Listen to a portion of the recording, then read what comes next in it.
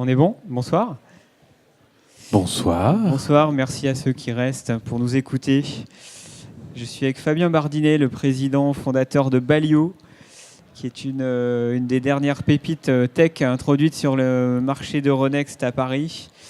Balio qui fait des solutions, des robots de manutention autonomes. Vous allez nous en parler un petit peu mieux.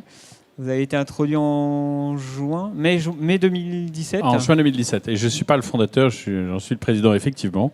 D'accord. J'ai rejoint l'entreprise après. Vous avez levé 46 millions d'euros, si je ne me trompe pas. Absolument. À l'IPO, et vous capitalisez 200 et quelques millions d'euros aujourd'hui. Ça change tout le temps. Ça change tout le temps. Et on regarde pas de tant très que ça près. change à la hausse, c'est positif. Ça change à la hausse et à la baisse. Rappelez-nous un peu ce qu'est Balio dans le monde hyper connecté et complètement regardé en ce moment des véhicules autonomes, de la géonavigation et des flux logistiques. Alors, ce que fait Balio, c'est faire en sorte que... tong, ting, tong, voilà. Il est l'heure d'aller se coucher.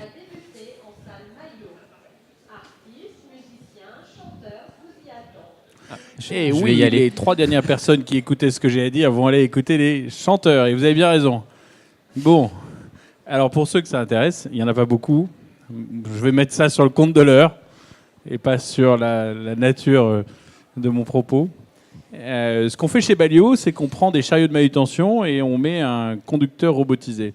Alors ça, c'est ce qu'on fait. Mais je voudrais partager avec vous autre chose. Je voudrais partager avec vous pourquoi on le fait.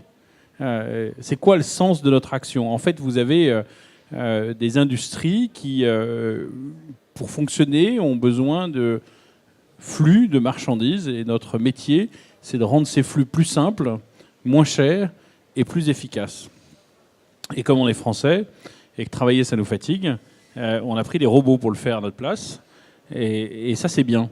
C'est bien pour les personnes, parce que c'est un métier qui est dur, qui est physique, qui n'est pas toujours très intéressant, donc ils en tirent un profit de faire ça.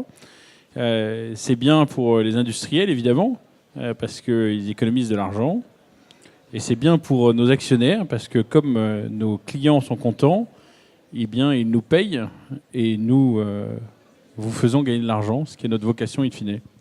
Donc vous fabriquez des systèmes de navigation à l'intérieur des bâtiments pour aider donc ces véhicules à naviguer, à être complètement autonomes. Pour être bien précis, vous ne fabriquez pas les véhicules de manutention, vous les équipez. Exactement. On prend un véhicule de manutention, qui est fabriqué par un fabricant de véhicules de manutention. Le leader mondial, c'est une marque française qui s'appelle Fenwick. Alors, dans le monde, c'est vendu sous la marque Linde, qui est un groupe allemand, un groupe très performant.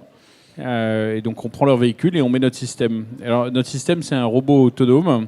Donc c'est un robot mobile. Un robot mobile, c'est quoi? C'est une machine qui sait où elle est, et à partir de là où elle est, elle sait où elle va. Alors dit comme ça a l'air très con. De la réalité, c'est que ça l'est. En fait, pour être capable de définir son chemin dans la vie, il faut savoir où on est. C'est valable pour les hommes, c'est valable pour les animaux, et c'est aussi valable pour les machines. En gros, je vous bande les yeux et je vous fais faire 5 fois le tour sur vous-même. Eh bien, vous êtes incapable de retrouver votre chemin. C'est pareil pour un robot. Donc, ce qu'on a fait, c'est qu'on a permis à la machine de savoir où elle est. Et comme elle sait où elle sait où elle va. C'est ce qu'on appelait la géonavigation. C'est ce qui permet à une machine de trouver son chemin en regardant son environnement, exactement comme vous. Vous êtes capable d'aller à la salle maillot bien plus intéressante que ce que je suis en train de raconter. Eh bien, pour faire ça, vous avez repéré tout à l'heure un certain nombre d'éléments et vous savez les retrouver, donc trouver votre position. Voilà, c'est ça qu'on fait chez Balio. Parlez-nous un peu du marché. J'ai le sentiment qu'on parle d'un marché énorme, la manutention, les entrepôts, la logistique. Qui sont vos clients? Quel est ce marché? Comment le qualifier? Alors c'est un marché énorme. Il y a 200 milliards de mouvements de palettes par an dans le monde. 200 milliards, c'est quand même beaucoup. Hein. Et ça fait à peu près 200 milliards de dépenses. En gros, 1 euro à chaque fois qu'on bouge une palette. Il y a 5 millions de machines de manutention qui sont en service. Et 80% de cette dépense sont les salaires des conducteurs. On a une industrie dont 80% de la dépense est encore faite de la même façon qu'il y a 50 ans. Donc ce qu'on fait chez Balio, c'est transformer ces 80% de dépenses en valeur pour nos clients. Ça n'intéresse plus personne à 20h45, mais c'est normal. Mais c'est quand même beaucoup d'argent, in fine, pour tout le monde. Je vais tenter un coup de poker à cette heure-ci. Allez-y. Parlez-nous de votre modèle économique. Waouh. C'est important parce que vous avez choisi quand même un modèle de commercialisation qui vous a permis d'accéder rapidement au marché, justement. Et je tente de faire en sorte que les 3 dernières personnes qui écoutaient s'en aillent. Non, notre modèle économique est très simple. On a inventé notre technologie et on a réglé un problème important qui est la stratégie de go-to-market. Ça fait la classe de le dire en anglais. En fait, ça veut dire simplement qu'on a trouvé un moyen de vendre notre technologie et de le faire sans avoir à déployer un réseau mondial pour supporter nos clients. On est allé voir des fabricants de matériel de manutention, Linde en Europe, Hyster-Yale aux États-Unis, avec un message super fastoche. Vous avez des chariots de manutention, et nous, on a créé un conducteur. Non pas qu'on ait créé un homme, ça on laisse ça à Dieu, mais on a créé une machine qui va conduire vos chariots de manutention. Et ensemble, on va faire un nouveau business qui sont des self-driving robots. Donc on a créé des machines qui se conduisent toutes seules. Non pas qu'on leur ait vendu de la technologie, on leur a proposé avec eux de créer un business. Et on a fait ça de façon hyper partenariale. C'est-à-dire que on a une mécanique de partage de la valeur avec eux. Chaque euro qu'on gagne, chaque euro qu'ils gagnent, nous le partageons. Voilà comment on fait. C'est assez unique.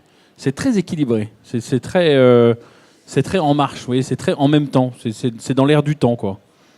Et le succès est à la clé. Vous êtes une société de très forte croissance. Vous avez publié votre trimestriel il y a quelques semaines. Vous allez nous donner les chiffres. Tous les indicateurs sont au vert. Le chiffre d'affaires, les prises de commandes. Alors, je ne vais pas vous donner les chiffres parce que ça, je laisse ça à mon camarade Pio, qui est là-bas, qui est le directeur financier. Parce que si je donne des chiffres, je vais dire des conneries et après, je vais me faire engueuler. Donc, je ne le fais pas. Mais les chiffres sont effectivement... Ce que je peux dire, c'est que c'est en forte croissance. Ce que je peux dire, c'est que c'est en ligne avec notre plan. Ce que je peux dire également, c'est qu'on est dans un monde industriel dans lequel les gens qui pensent que la croissance est linéaire n'ont pas leur place. Donc, on est dans un monde dans lequel la croissance, il faut regarder la pente, et elle est dans le bon sens, et il ne faut pas regarder les aléas qui arrivent inévitablement dans le monde industriel. Donc on a une très belle performance et elle est appuyée par des fondamentaux qui sont très solides. Ce n'est pas de la croissance qui est générée par un coup par-ci ou par-là, c'est de la croissance qui est créée par des relations très solides avec des clients internationaux. Donc qui va continuer à croître. On a fait à peu près 200% de croissance cette année. C'est trop. Donc on ne fera pas la même chose les autres années. Donc ne vous y attendez pas. Si jamais vous êtes actionnaire de Balio, parce que vous serez déçus. Pas qu'on n'ait pas envie. C'est juste que dans notre monde industriel, c'est pas possible. Donc on va faire un truc beaucoup plus modeste qui est 100% de croissance. Peut-être un peu moins, mais on va ramener la croissance à quelque chose de plus réaliste. On ne va pas revenir à 15-20%, hein, je vous rassure. On va rester à des chiffres copieux. Mais 200%, c'est beaucoup, parce que ça impose des changements dans l'organisation que l'organisation a du mal à digérer. On est passé de 70 à près de 150 personnes. Et ben en faisant ça, on double les effectifs. Et le risque, quand on fait ça, c'est d'y perdre notre ADN.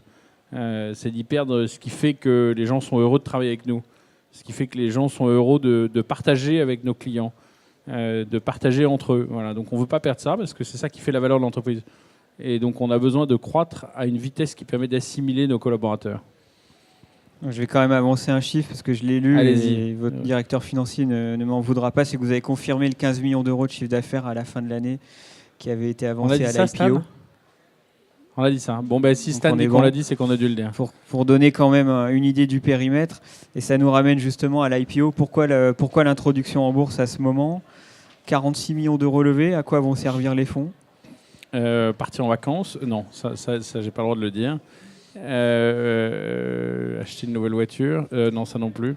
Non, on va faire plein de trucs avec l'argent. Le premier, d'abord, c'est qu'on va soutenir notre croissance. Et pour ça, on a besoin d'argent. D'abord parce qu'on a besoin de BFR. Alors, on a un modèle où on consomme quasiment pas de BFR. Donc, c'est un modèle assez vertueux.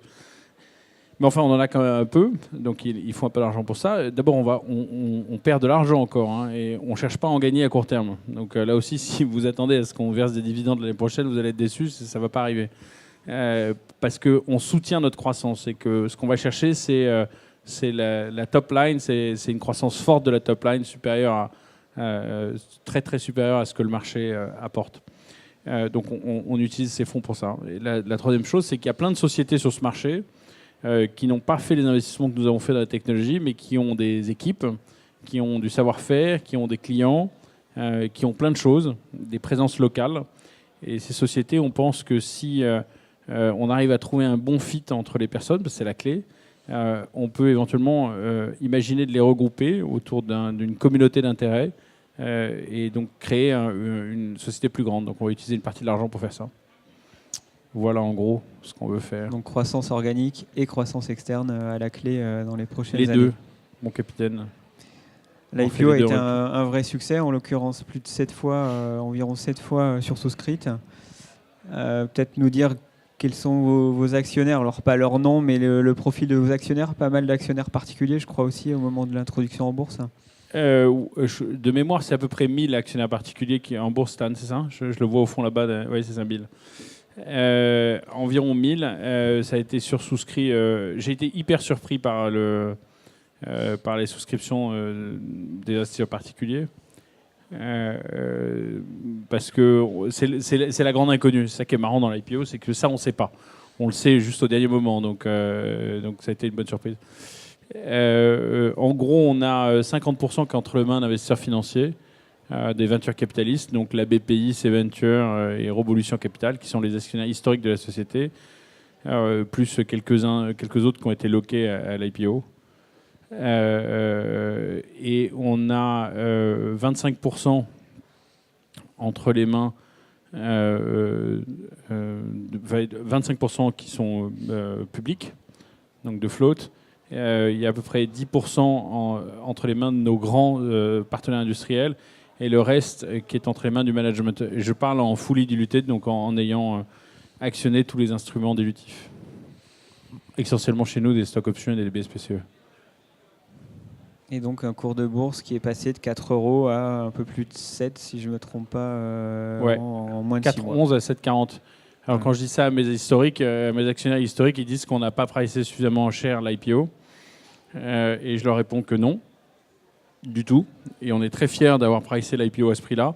Ce qu'on a cherché à faire, de la même façon qu'on a construit un accord équilibré avec nos partenaires industriels, on a cherché à trouver un équilibre entre les actionnaires historiques de la société et les nouveaux actionnaires. C'est entre ceux qui nous ont fait confiance et ceux qui nous font confiance pour accompagner le développement de la société.